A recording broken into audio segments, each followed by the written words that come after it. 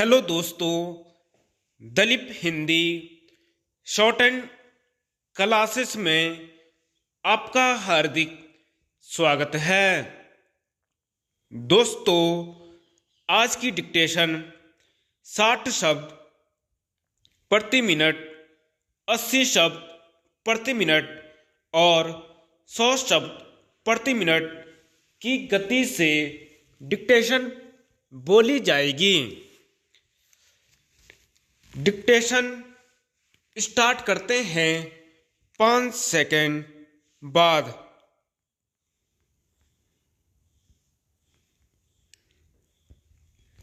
महोदय, राष्ट्रीय विकास परिषद के कंधों पर योजना आयोग का मार्गदर्शन करने की जिम्मेदारी है। आयोजन संबंधी विस्तृत कार्य तभी हाथ में लिया जा सकता है जब आप लोग अपने अपने संकेत दे दें। इस चरण में मैं इस बात पर जोर देना चाहूंगी कि इस बैठक में हम लोगों का संबंध योजना के ब्यौरे से नहीं बल्कि योजना बुनियादी दृष्टिकोण मात्रा से है। निश्चय ही यह बड़ा महत्वपूर्ण भी है, क्योंकि सारी योजना कुछ सीमा तक इसी में हार जाती है। प्रमुख प्रश्न वे लक्ष्य हैं जो इसे प्राप्त करना चाहते हैं, जैसे विकास की दर और ढांचा, राष्ट्रव्यापी प्रयास, अनुशासन, सहयोग और दृढ़ निश्चय। इन निर्धारित लक्ष्यों को प्राप्त करने के लिए आवश्यक हैं। उदाहरणार्थ, हम लोगों को अपना ध्यान विकास दर की समस्या पर केंद्रित करना है और हमें सोचना है कि क्या यह पर्याप्त है अथवा यह कम होनी चाहिए या अधिक। अगर हम समझते हैं कि 5 या 6% की विकास दर परमावश्यक है, तो क्या संसाधनों को जुटाने की दिशा में आवश्यक प्रयत्न करने को तैयार हैं।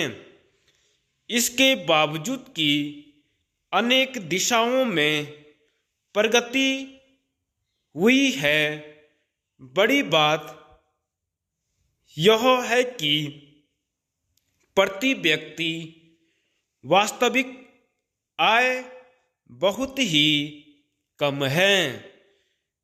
जो कुछ विकास हुआ है उसका कोई खास असर जनता के जीवन स्तर पर नहीं पड़ा है, न तो इस विकास से पूरे रोजगार के अवसर प्राप्त हुए हैं और न ही विषमताएं घटी है। इसलिए भविष्य के लिए विकास दर एक महत्वपूर्ण कारक है। विदेशी सहायता को घटाने की दृष्टि से अर्थव्यवस्था को 6% की दर से विकसित करने का आयोजन करना एक साहसी कदम है। क्या हम यह कदम उठाने को तैयार हैं? क्या राष्ट्र यह कदम उठाने का इच्छुक है? दूसरी ओर, क्या हम इसमें कोई कमी कर सकते हैं? हमारे प्रयास अवश्य ही पूरे जोर से होने चाहिए। अतः हमारे लिए एक स्थिर दिशा, दूरदृष्टि और कार्य करने का संकल्प आवश्यक है।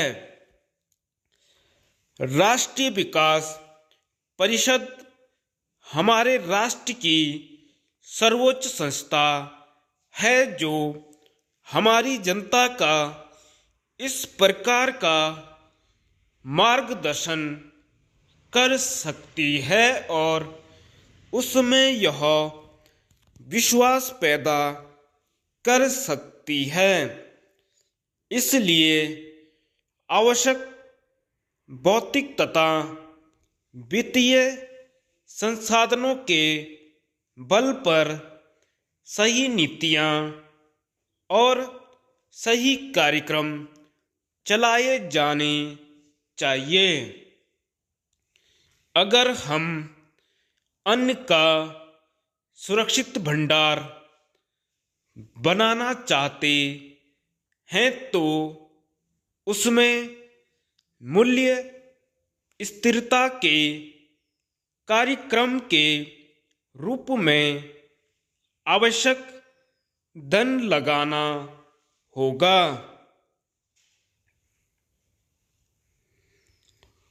महोदय, कृषि विकास करना होगा और खेतिहरों के कमजोर वर्गों तक अधिकाधिक मात्रा में ऋण की सुविधाएं पहुंचानी होंगी।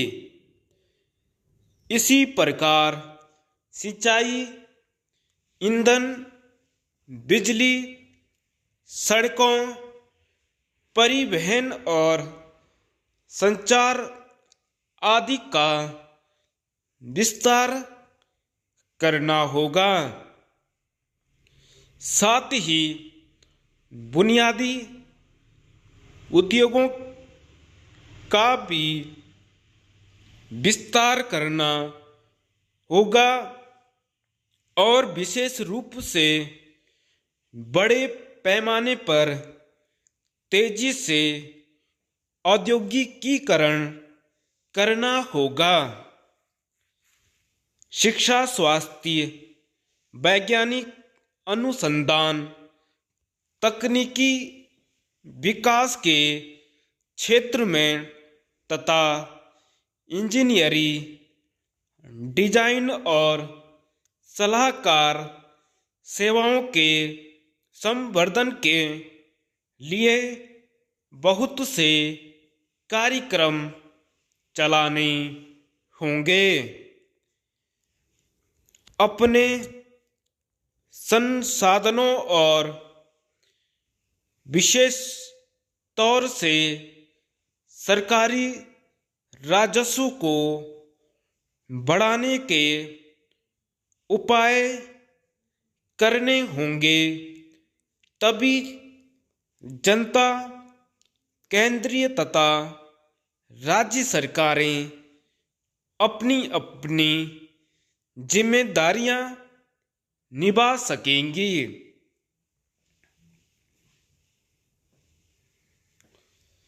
मुझे विश्वास है कि परिषद के सदस्यगण साधन जुटाने की इस समस्या पर गंभीरतापूर्वक विचार करेंगे।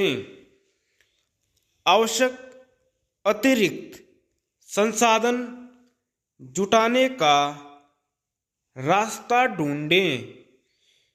बगैर हम PL 480 के अंतर्गत होने वाले अनाज के आयात को बंद करने और विदेशी सहायता को घटाने की बात नहीं कर सकते। ग्रामीण क्षेत्र और खास तौर से समृद्ध किसानों की आय हर वर्ष बढ़ती जाएगी, क्योंकि वे विकास के प्रयासों का लाभ उठाएंगे।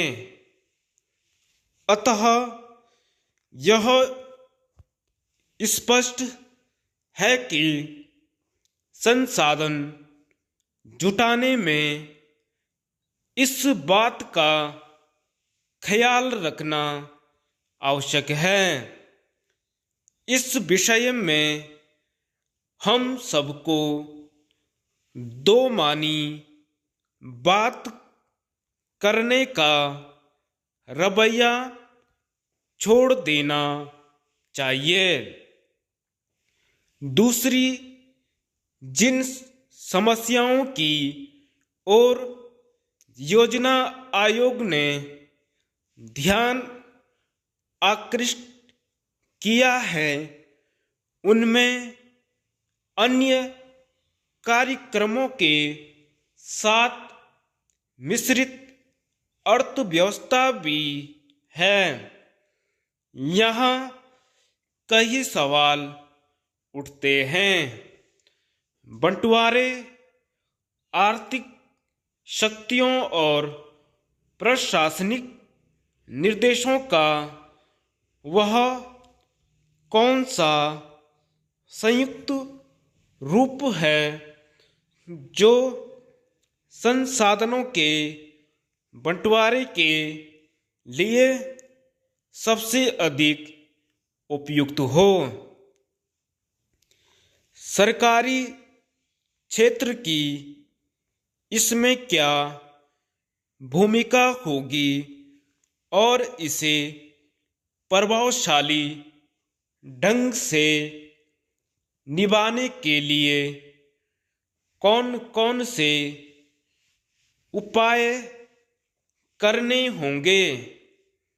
धन और आर्थिक सत्ता के केंद्रीकरण के खतरे को दूर करके निजी क्षेत्र को कैसे बढ़ावा दिया जाए। योजना आयोग ने उत्पादन के विभिन्न क्षेत्रों के बीच संतुलन बिठाने का प्रयत्न किया है और इसके लिए कई सुझाव भी दिए। 80 शब्द प्रति मिनट डिक्टेशन स्टार्ट करते हैं 5 सेकंड बाद।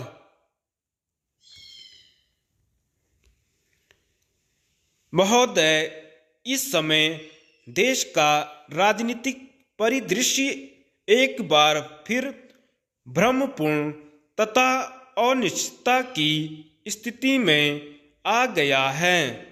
कोई भी नहीं जानता कि राष्ट्रीय स्तर पर निकट भविष्य में सत्ता का स्वरूप क्या होगा। वर्तमान सरकार आएगी, उसका स्वरूप व उसकी शक्ति क्या होगी जैसी बातें तथा प्रश्न लोगों को परेशान कर रहे हैं।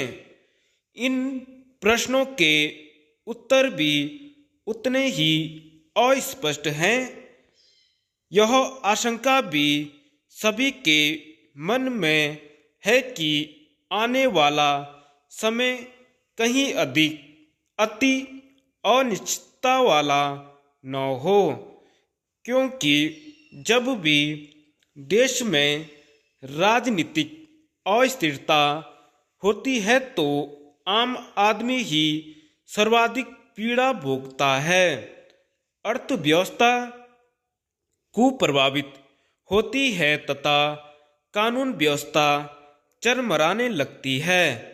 ऐसा नहीं है कि इस समय देश में कानून व्यवस्था बहुत अच्छी है, लेकिन अनिश्चितता की स्थिति में तो वह और भी बिगड़ेगी।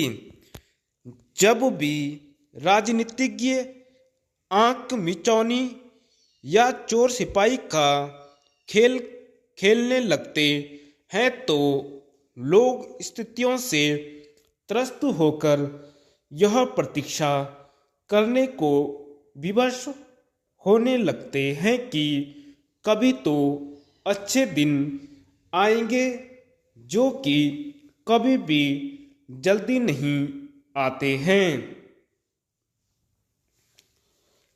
आधारभूत प्रश्न यह नहीं है कि कौन शासन कर रहा है, बल्कि यह है कि जो लोग शासित हैं उनके साथ क्या कुछ हो रहा है या होने जा रहा है।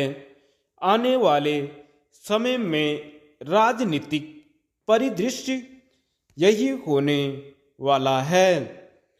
हमारे इस लेख का उद्देश्य राष्ट्रीय स्तर के घटनाक्रम का उल्लेख करना नहीं है। इस क्षेत्र में हमारी अपनी अनेक समस्याएं हैं। इस क्षेत्र में विशेषकर पंजाब तथा हरियाणा में राष्ट्रीय स्तर के घटनाक्रम का क्या असर पड़ेगा, अभी तो यह बात स्पष्ट नहीं है कि आने वाले समय में स्थितियां क्या स्वरूप ग्रहण करेंगी। लेकिन यह अवश्य है कि केंद्रीय स्तर पर अस्थिरता का इस क्षेत्र पर भी प्रभाव पड़ेगा। वैसे तो राष्ट्रीय स्तर पर अनिश्चितता सभी राज्यों की स्थिति पर प्रभाव डालती है, लेकिन यह हमारे क्षेत्र के राज्यों को अधिक प्रभावित करती हैं, क्योंकि यह क्षेत्र अत्यंत संवेदनशील है। पंजाब, हरियाणा, हिमाचल प्रदेश तथा जम्मू कश्मीर सभी पाकिस्तान की सीमा के निकट हैं तथा इन राज्यों ने पिछले कई वर्षों में उग्रवाद का दौर देखा है।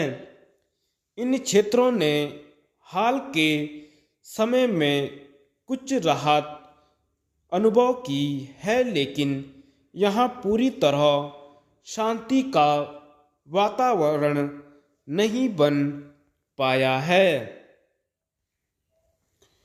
महोदय, स्थिति सामान्य हो जाने के बावजूद इन क्षेत्रों में उग्रवादी हिंसा व बम विस्फोट की घटनाएं यदा कदा होती रहती हैं। इन क्षेत्रों का बंदूक का भय अभी तक समाप्त नहीं हुआ है। विशेषज्ञों ने सीमा पार से करवाए जाने वाली तोड़फोड़ व विध्वंसक गतिविधियों की संभावनाओं से इनकार नहीं किया है। पाकिस्तानी एजेंटों की घुसपैठ तथा हथियारों व विस्फोटकों का आना अभी तक नहीं रुक पाया है। गुप्तचर एजेंसियों से मिलने वाली रिपोर्ट चिंताजनक है। इस क्षेत्र में उग्रवाद पर अंकुश लगाने के प्रयासों को तीव्र गति देना अति आवश्यक है। सरकार व जनता को इस बात के प्रयास करने चाहिए कि क्षेत्र में उग्रवाद समाप्त हो और हम अपने द्रुत विकास की दिशा में आगे बढ़ सकें। इसके लिए देश में एक मजबूत व स्थिर केंद्र सरकार की आवश्यकता है। राज्य सरकारों को भी आर्थिक रूप से सुदृढ़ होना चाहिए तथा उन्हें केंद्र सरकार से पर्याप्त आर्थिक सहायता प्राप्त होनी चाहिए। यह तभी हो सकता है जबकि केंद्र सरकार की अपनी कोई समस्याएं न हों तथा वह जनता के हित में अपना समय तथा संसाधनों का उपयोग कर सके, लेकिन ऐसा होता हुआ नहीं दिखाई दे रहा है। अब लोगों में यह धारणा बनती जा रही है कि विभिन्न राजनीतिक हितों वाली पार्टियों के गठबंधन की सरकार का प्रयोग सफल नहीं हो पा रहा है तथा इसने जनहित के कार्य करना बंद कर दिया है। इस प्रकार की सरकारों को चला पाना कठिन होता है, लेकिन लोग यह चाहते हैं कि जब इस प्रकार की सरकार बन ही गई है तो वह कुछ समय तक तो चले, जिससे कि लोगों को अनिश्चितता से राहत मिल सके। विभिन्न प्रतिद्वंदी दलों की आलोचना के बावजूद राष्ट्रीय स्तर पर गठबंधन की यह सरकार जनता की आकांक्षाओं को पूरा करने का प्रयास कर रही थी। राजनीतिज्ञों पर विभिन्न अदालतों में भ्रष्टाचार के आरोपों में चल रहे मामलों के दृष्टिगत लोग मनोवैज्ञानिक तथा भावनात्मक रूप से इस बात को लेकर कुछ न कुछ संतुष्ट थे कि इससे देश में भ्रष्टाचार की संस्कृति पर अंकुश लगेगा। मुद्रास्फीति की बढ़ती दर तथा ऋणों के बदले बोझ के बावजूद लोगों को हाल ही में प्रस्तुत बजट से काफ़ी आशाएं थी तथा जिस प्रकार से कामकाज चल रहा था उससे वे काफ़ी संतुष्ट थे।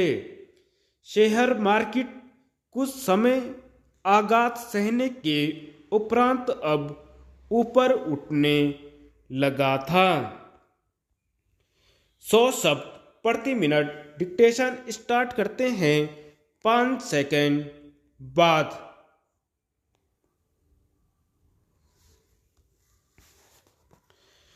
महोदय, आयातित संसाधनों और उपभोक्ता वस्तुओं के सहारे तथा निर्यातक क्षेत्र पर इसके प्रभाव की चिंता न करते हुए क्षेत्रीय विकास संभव है, लेकिन क्षेत्रीय आधार पर ऐसा विकास विश्व स्तर पर स्थायी विकास नहीं होगा। स्थायी विकास की व्यवहारिक दृष्टि से उपयोगी और तर्कसंगत परिभाषा देना सरल नहीं है। फिर भी मार्गदर्शन के लिए कुछ बातों पर विचार किया जा सकता है। सबसे पहले, अधिकांश मामलों में विकास कार्यों के लिए क्षेत्रीय अर्थव्यवस्था पर विचार करना उचित होगा। यद्यपि कुछ मामलों में विश्व अर्थव्यवस्था के संदर्भ में विचार करना आवश्यक होगा। इसी प्रकार अनेक महत्वपूर्ण नवीकरणीय संसाधनों पर विचार करते समय यह बात स्पष्ट कर देनी चाहिए कि इनमें से कितने संसाधन व्यक्तिगत रूप से दीर्घकाल तक पर्याप्त मात्रा में उपलब्ध होंगे और ऐसे संसाधनों के मामले में जिनका नवीकरण संभव नहीं है। यदि किसी संसाधन विशेष की निरंतर उपलब्धता संदेहास्पद हो तो उसके संभावित विकास पर विचार करना होगा। दीर्घकालीन विकास योजनाएं बनाते समय योजना की अवधि के अनुसार वर्तमान की तुलना में भावी पीढ़ियों के कल्याण को अपेक्षाकृत अधिक महत्व दिया जाता है। किसी पीढ़ी को कितना महत्व दिया जाए यह निर्णय करना सरल काम नहीं है। मार्क्स बंधु के इस प्रश्न का उत्तर देना कितना कठिन है कि भावी संतति ने मेरे लिए क्या किया जो मैं आने वाली पीढ़ी की चिंता करूं। तर्क दिया जाता है कि विकास निरंतर चलने वाली प्रक्रिया होनी चाहिए। इसके लिए समय की कोई सीमा नहीं होनी चाहिए और आने वाली प्रत्येक पीढ़ी को उससे पहली वाली पीढ़ी की तुलना में कम महत्व दिया जाना चाहिए। लेकिन ऐसा संभव नहीं है क्योंकि किसी निश्चित समय के आधार पर ही कोई निर्णय लिया जा सकता है। विश्व पर्यावरण एवं विकास आयोग द्वारा दी गई सतत विकास की परिभाषा में एक व्यवहारिक उपाय दिया गया है। आयोग के अनुसार यदि भावी पीढ़ी को वे सब विकल्प उपलब्ध हों जो वर्तमान पीढ़ी के पास हैं तो एक पीढ़ी या 20 वर्ष का समय विकास योजना के लिए उपयुक्त होगा। 20 वर्ष की आयु में औसतन एक महिला अपनी पहली संतान को जन्म देती है। इसके लिए इस परिभाषा के अनुसार विकास के ऐसे विकल्प पर विचार किया जा सकता है जिससे एक पीढ़ी अर्थात 20 वर्ष के बाद प्राकृतिक संसाधन, पूंजी, ज्ञान और कौशल की सहायता से हम उतना ही या उससे अधिक उत्पादन और सेवाएं प्राप्त कर सकेंगे जितनी कि इस समय प्राप्त कर सकते हैं। यह बात ध्यान देने योग्य है कि समय के बंधन के कारण यद्यपि हम 20 वर्षों की विकास योजना पर ही विचार कर रहे हैं, लेकिन वास्तव में इसमें भावी सभी पीढ़ियों के हितों का ध्यान रखा जा रहा है। कुछ लोगों के अनुसार विकास न केवल स्थायी होना चाहिए बल्कि विकास का लाभ समाज के प्रत्येक वर्ग को समान रूप से मिलना चाहिए क्योंकि वनों की कटाई से ग्रामीण समुदायों के जीवन स्तर में गिरावट और उससे प्रभावित होता देखा गया है। महोदय, विकास एक सतत प्रक्रिया है। इस प्रक्रिया का निर्माण करना किसी भी सरकार के लिए आवश्यक है, पर पिछले कई दशकों से इस दिशा में हो रहे प्रयत्न से लगता है कि हम किन्हीं गंभीर संकटों के दलदल में फंस गए हैं। यदि विकास की सहज प्रक्रिया में जन जन का सहयोग न हो तो वे प्रयत्न एक ऐसी मानसिकता को जन्म दे सकते हैं जिससे व्यक्ति केवल भ्रमित एक अकर्मणीय होकर रह जाएगा। यह विडंबना ही है कि गरीबी उन्मूलन के अनेक कार्यक्रमों के बावजूद गांवों में गरीबी की समस्या से निपटने में कोई विशेष सफलता नहीं मिल पाई है। इसीलिए इस दिशा में एक नई पहल की आवश्यकता है। इस आवश्यकता के अंतर्गत संविधान में 73वां संशोधन किया गया। 1989 में सोचे गए पंचायती राज बिल के संशोधन के प्रस्ताव को 1993 में राष्ट्रपति की स्वीकृति के बाद 24 अप्रैल 1993 को लागू किया गया। विश्वास किया जा सकता है कि इस संवैधानिक प्रक्रिया से जनतांत्रिक ढांचे में अवश्य ही एक नई दृढ़ता आएगी और पंचायतों को कथित झूठे आरोपों के बल पर अब निलंबित या भंग नहीं किया जा सकेगा। वास्तव में यह संवैधानिक परिवर्तन आशा की एक सुखद किरण जैसा है। अर्थशास्त्रियों का कहना है कि योजनाएं सारे राष्ट्र के सम्मिलित प्रयत्नों से बनती हैं। देशवासी पहले योजनाओं के निर्माण और बाद में उसको व्यवहारिक बनाने में जितना अधिक हिस्सा लेंगे, उतनी ही रचनात्मक हमारी योजनाएं होंगी। सरकार ने भी इस तथ्य को नकारा नहीं है कि योजनाओं का गठन स्थानीय आधार पर किया जाना चाहिए और इसलिए पंचायती राज संस्थाओं को एक सीमा तक योजनाओं के निर्माण एवं उनके क्रियान्वयन संबंधी अधिकार प्रदान किए हैं। आज स्थिति यह है कि ग्राम पंचायतें गांवों के नियोजन व विकास की योजनाएं पंचायत समितियों को बेचती हैं। पंचायत समितियां अपने क्षेत्र की पंचायतों द्वारा प्रेषित योजनाओं को संकलित करके जिला परिषद को बेचती हैं, जिन्हें आवश्यक काट छांट के बाद में संयुक्त रूप में राज्य योजना विभाग को सौंपा जाता है और पंचायत राज संस्थाएं अपने अपने स्तरों पर योजना क्रियान्वयन में सहयोग देती हैं।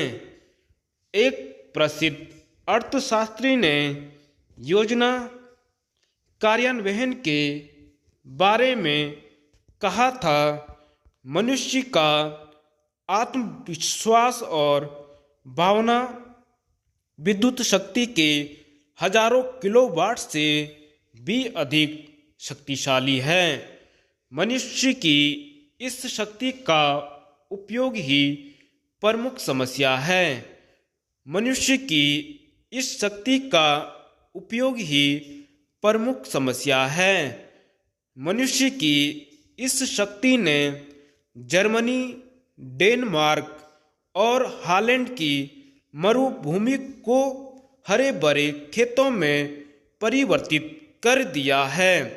भारत में भी इस महान शक्ति के योजनाबद्ध विकास के लिए हमें समस्त गांवों के लोगों का सहयोग लेना होगा। कोई भी योजना तब तक सफल नहीं हो सकती जब तक देश के करोड़ों किसानों की राय और विचार न जान लिए जाएं। धन्यवाद।